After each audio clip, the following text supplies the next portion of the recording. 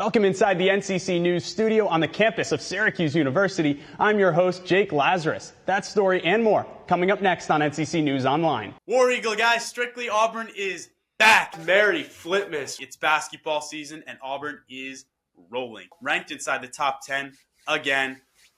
We're breaking it down. Let's go. 5-star wide receiver Cam Coleman flips from Texas A&M to Auburn. Another W for Hugh Freeze. Ashton Genty averages 9.9 yards per carry. That's what I put up in Road to Glory in NCAA.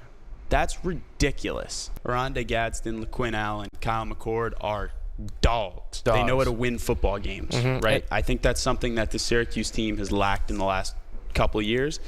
The inability to win those really tight games where one call, one play, anything can happen in a football game. But this team is finding ways to win through adversity, which is amazing. The Masters is one of the only events where the sport controls the broadcast and not the other way around.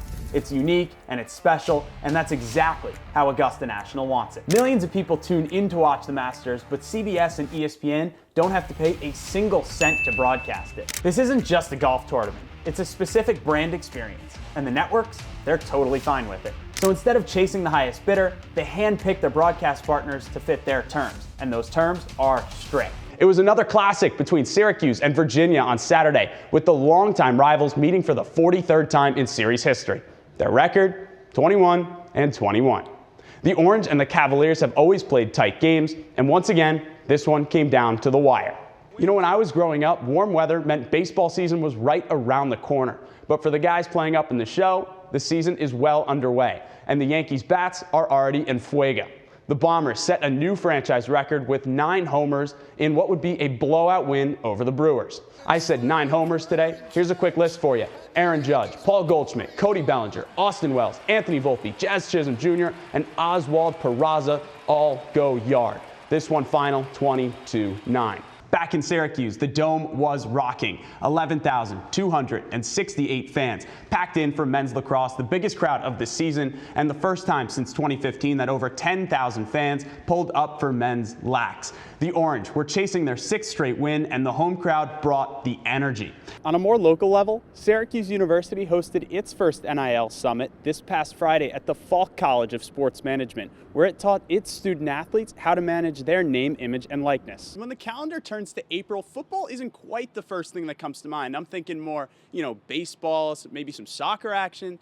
But Syracuse, we have some football in the spring. Syracuse took the field over the weekend for its annual spring football game, where fans got their first sneak peek at what's to come in exactly 136 days from today, when the team travels to Atlanta to take on the Tennessee Volunteers in Week 1.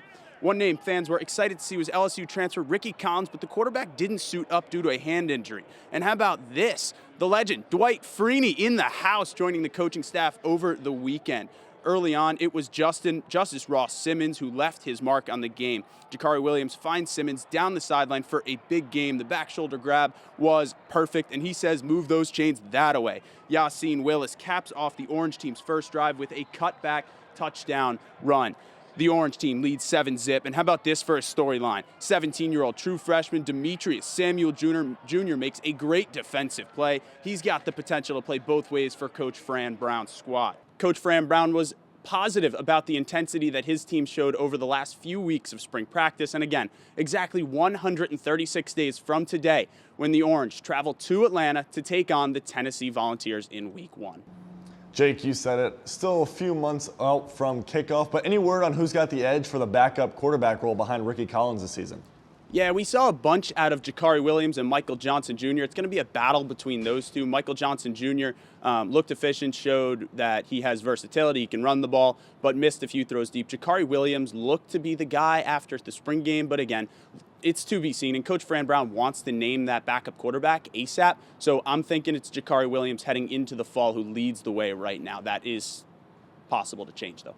What's changed for the Orange on that side of the ball? So a year ago, Syracuse lined up in a 3-3-5 front. That's 3 down linemen, 3 linebackers, and 5 defensive backs. in the spring game, both the orange team and the blue team lined up in a 4-2-5. That's 4 defensive linemen, 2 linebackers, and 5 DBs. So what exactly does that mean? It means there's more space over the middle of the field with only 2 linebackers in the game. But you're going to get some more pass rush with the 4 down linemen. So, you get some more pass rush, but you lose some pass coverage over the middle of the field. And because it was the spring game, we didn't see too many over the field passes. We saw more deep balls and run plays. So this team won't really get tested until fall ball. And again, once we head down to Atlanta for the Tennessee Volunteers. Special Olympics powerlifting across New York State continues to grow. And with events like this one, the momentum only continues to grow. Be sure to tune in tomorrow to NCC News at 4. That's all we got for you on The Digital Show. Let's go.